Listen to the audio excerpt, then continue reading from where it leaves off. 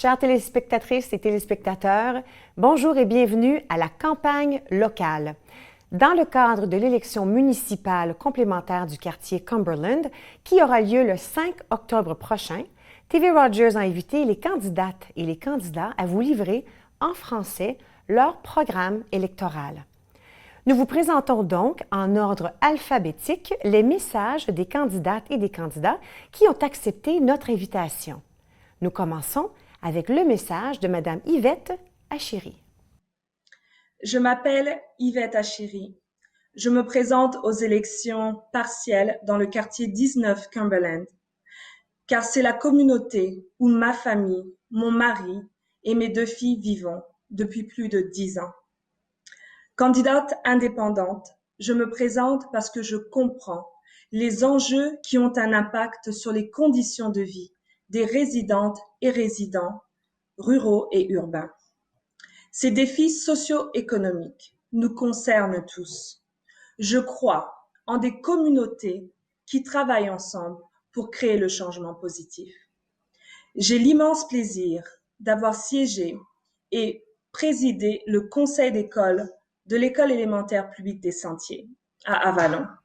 Je siège également au comité de gouvernance de l'hôpital Montfort et le conseil d'administration du collège La Cité. J'ai travaillé avec le juge Michel Bastarache et j'ai énormément appris sur les défis touchant nos services dans les 2 langues officielles et surtout les droits des francophones en situation minoritaire. Je crois que je suis bien équipée pour représenter notre francophonie au sein de notre conseil municipal. J'ai les contacts qu'il me faut et surtout, j'ai la communauté francophone qui continue de se battre pour nos droits. En tant que fière francophone et lauréate des prix Bernard Grandmaître, j'aimerais porter plus haut les revendications et les aspirations de nos communautés francophones et obtenir le statut d'une ville bilingue pour une autre capitale nationale.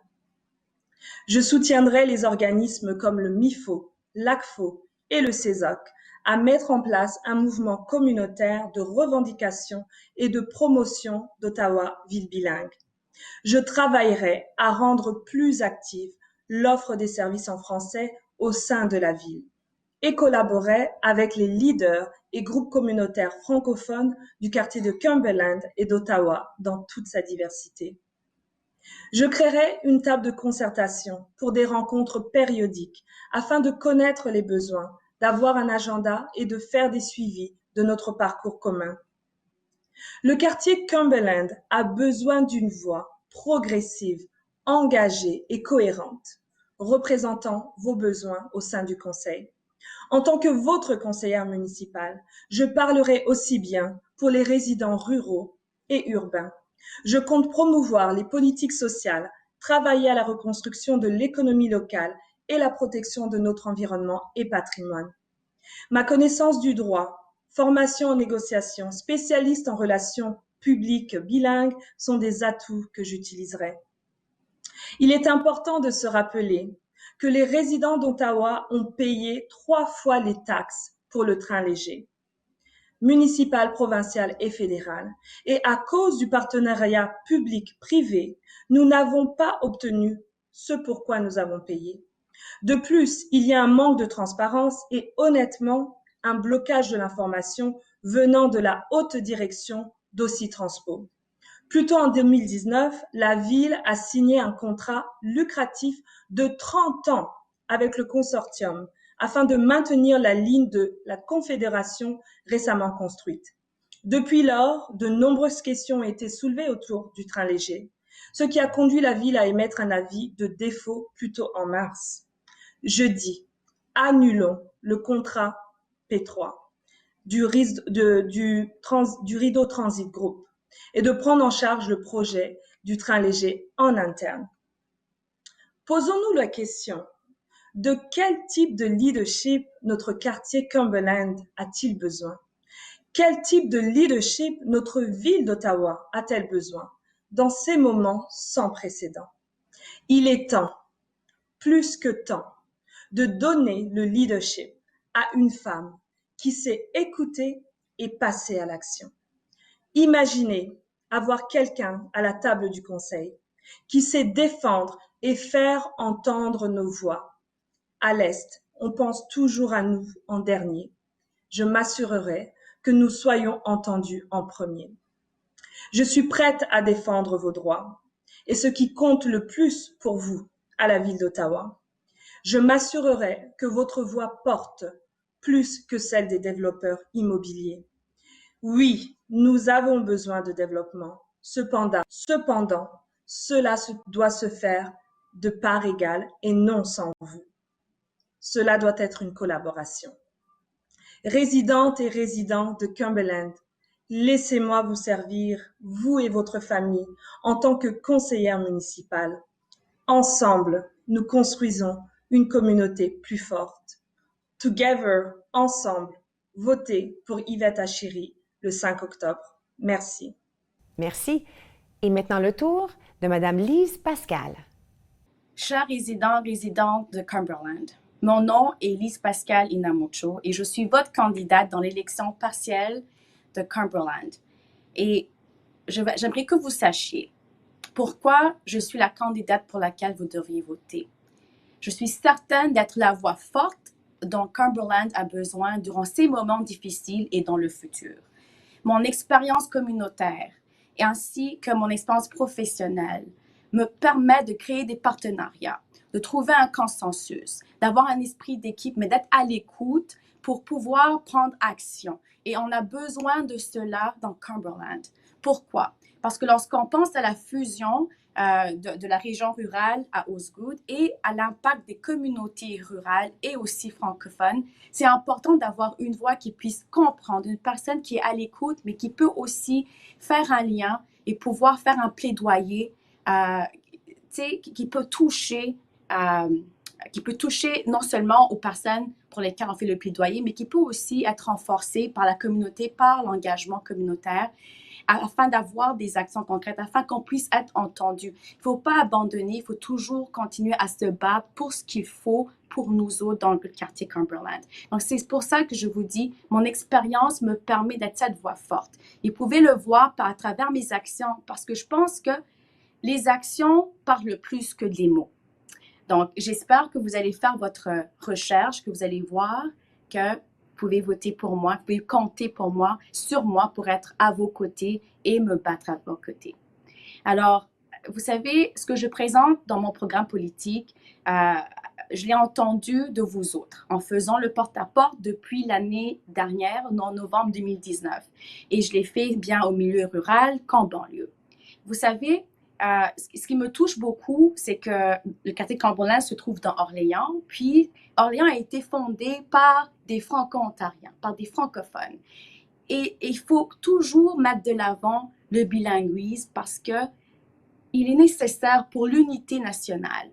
Et c'est pour cela que je présente le bilinguisme dans mon programme politique en disant qu'il faut des services en français. Pas juste ça, mais l'accès à l'information en français est très important. Et ça ne s'arrête pas juste au comptoir. Ça devrait être des services qui sont offerts dans le transport en commun, des services qui sont offerts dans les résidences d'aînés, des services qui sont offerts aussi dans les ambulances. Et donc, c'est important de mettre ça de l'avant et de pouvoir dire, écoutez, nos affaires sont aussi importantes. Nous sommes une minorité, mais nous sommes quand même importants. Et donc, je présente aussi d'investir dans le transport en commun, aussi bien dans le milieu rural pour rendre ça accessible à tout le monde qu'en banlieue. Parce que c'est pas tout le monde qui est fonctionnaire. Il y a des gens qui travaillent en dehors des heures 9 à 5. Et il faut aussi penser à eux. Le train léger doit être efficace pour qu'il puisse atteindre son objectif. Mais pensez bien que le train léger n'arrivera pas dans tout et dans tous les lieux. On devra toujours compter sur le bus. Donc, je parle aussi de la fusion d'Hydro One avec Hydro Ottawa. Pourquoi? Parce qu'il y a des résidents qui m'ont dit, mais ça n'a pas de sens qu'on paie plus jusqu'à 30% de plus que ceux qui sont sur Hydro Ottawa. Et donc, moi, je me suis engagée, une fois élue, si je suis élue et que vous me faites confiance, de présenter une motion pour une seconde ronde de négociation avec la province. Je présente aussi le logement abordable. J'entends beaucoup, surtout les aînés qui m'ont dit qu'ils doivent des fois quitter le quartier Cumberland et Orléans complètement pour aller vers le sud ou vers des endroits, des régions où le logement est abordable. Pourquoi ne pas le faire chez nous pour garder nos résidents et résidentes qui connaissent mieux ce milieu-là, se sont plus à l'aise chez eux? Donc, je propose de travailler avec les développeurs en étant dans l'intérêt de la communauté, mais pour qu'ils puissent au moins accorder un 20% au logement abordable. Et vous savez, il est très important de penser au commerce parce que les commerces ont été beaucoup touchés durant la pandémie de COVID-19. Et donc, je propose de travailler avec les gouvernements provinciaux et fédéraux afin de non pas endetter encore plus les commerces, mais de leur trouver des programmes et services qui peuvent leur permettre de retourner au niveau d'opération pré-COVID-19. C'est très important. Je parle aussi d'équité et d'inclusion de tous au niveau de la ville. Et là, je parle des aînés dans les résidences de soins à longue durée. On a vu qu'il y a eu un grand impact. Il faudrait bien pouvoir prendre soin des personnes qui y travaillent et qui prennent soin de nos aînés afin de pouvoir avoir quand même un niveau de soins de qualité. C'est très important d'engager ces conversations-là et je m'y engage. Je parle aussi pour les personnes des communautés racialisées de pouvoir plaider pour qu'ils puissent avoir accès à des postes de gestion dans les logements abordables, pour qu'ils puissent quand même avoir un mot à dire et à participer à des solutions dans ces milieux-là où des fois le crime est quand même assez élevé. C'est important aussi.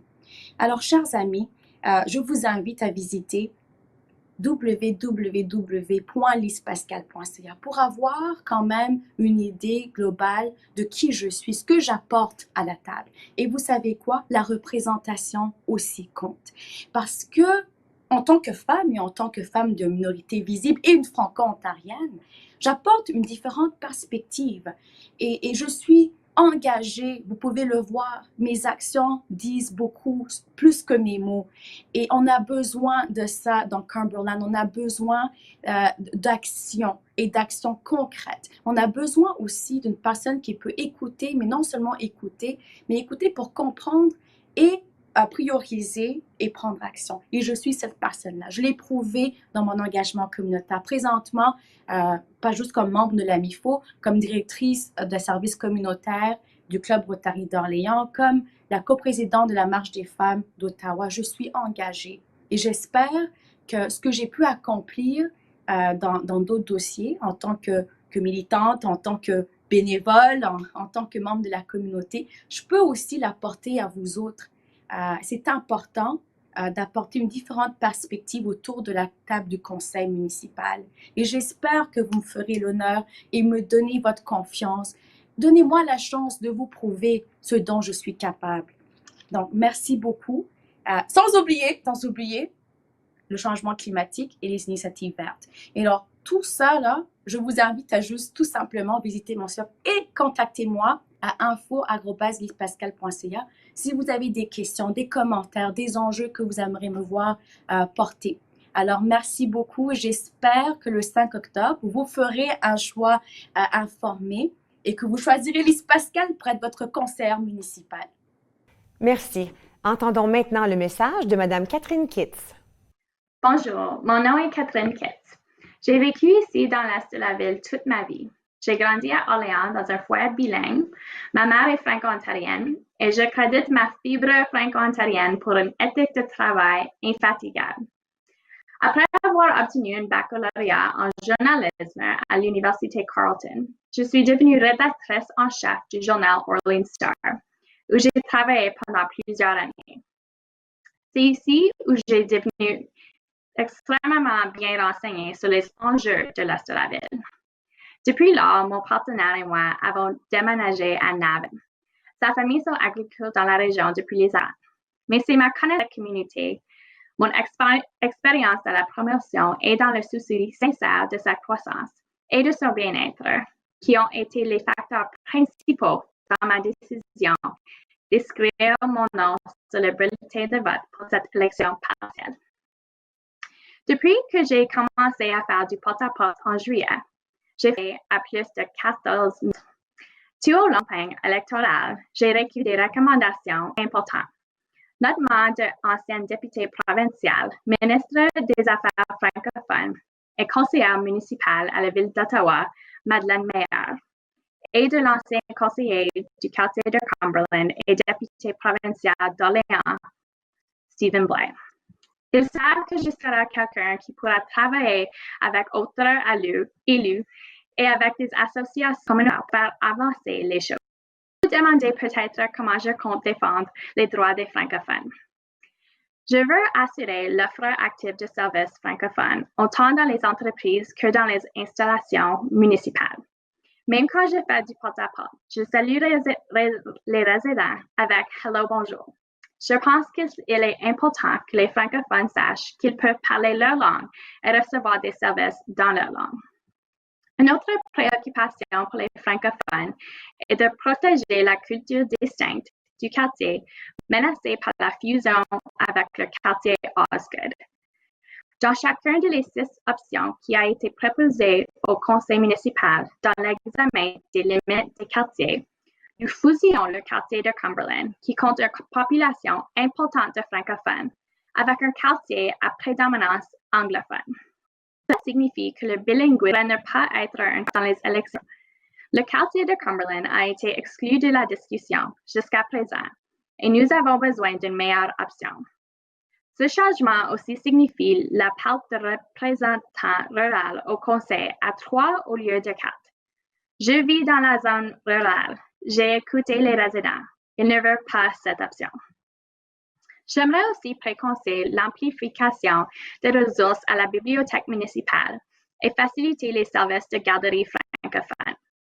Nous devons mettre en place les bons outils pour que nos jeunes puissent développer un amour de la langue et de la culture franco-ontarienne dès le bas âge. C'est pourquoi il est important que le quartier de Cumberland ait un représentant qui non seulement peut parler le français, mais peut comprendre la situation des résidents francophones. Mes parents ont choisi Léon parce qu'élever une famille qui parle les 2 langues est important pour eux. Que les générations futures continuent de s'installer dans l'est de la ville pour la même raison. Quelque chose que j'entends sans cesse aux portes alors que je traverse le quartier de Cumberland, quelle que soit la communauté dans laquelle je me trouve, qu'il s'agisse de routes résidentielles ou dans le quartier rural, j'entends souvent et clairement dire que nous devons faire plus pour cibler ceux qui conduisent dangereusement et lutter contre les excès de vitesse. J'aime vraiment le projet pilote de contrôle automatisé de la vitesse dans les zones de sécurité communautaire. Des autres aspects de la plateforme sont de support sur l'expansion au cours récréatif français et la création d'une installation sportive type dôme au Parc Millennium. Maintenir les taxes foncières à un faible niveau, tout en trouvant moyen de rationaliser les services et réduire le déficit municipal. Assurer une meilleure transition lors de l'étape 2 du projet de train léger, y compris une période d'essai plus longue, un service d'autobus amélioré, une voie d'accès aux stations de l'Est pour cyclistes et pour piétons. Aussi soutenir les agriculteurs et nos pompiers volontaires, protéger le caractère des villages ruraux, investir dans l'entretien des routes et travailler de près avec le CCM pour faire progresser le projet de contournement Brian Cobbler. Ces temps incertains, il est essentiel que le quartier de Cumberland ait une voix forte et passionnelle. Nous vivons une pandémie mondiale difficile et en même temps, des projets de grande envergure sont en cours dans notre ville. L'examen des limites du quartier, notre déficit urbain croissant et l'étape 2 du train léger ne sont quelques-uns des enjeux principaux auxquels le Conseil sera confronté cette année. Le quartier de Cumberland a besoin de représentation efficace par une personne bien renseignée sur ces questions, prête à travailler fort et à écouter les résidents. J'ai frappé à plus de 14 000 portes au cours des dernières semaines et j'ai écouté les enjeux les plus importants pour vous. Et à l'écoute des soins, ce sera votre priorité. Je veux être une conseillère avec qui les gens peuvent communiquer facilement. Je vous remercie de votre considération en votant pour moi le 5 octobre. Merci beaucoup. Merci à tous les candidats et à toutes les candidates qui ont participé à cette émission. Je vous rappelle que le jour du scrutin pour les résidents du quartier de Cumberland sera le lundi 5 octobre prochain. Vous trouverez plus de renseignements sur le vote par anticipation et le jour du scrutin en visitant le site internet ottawa.ca/fr/élection avec un S. Je suis Catherine Marion et je vous remercie d'avoir été des nôtres.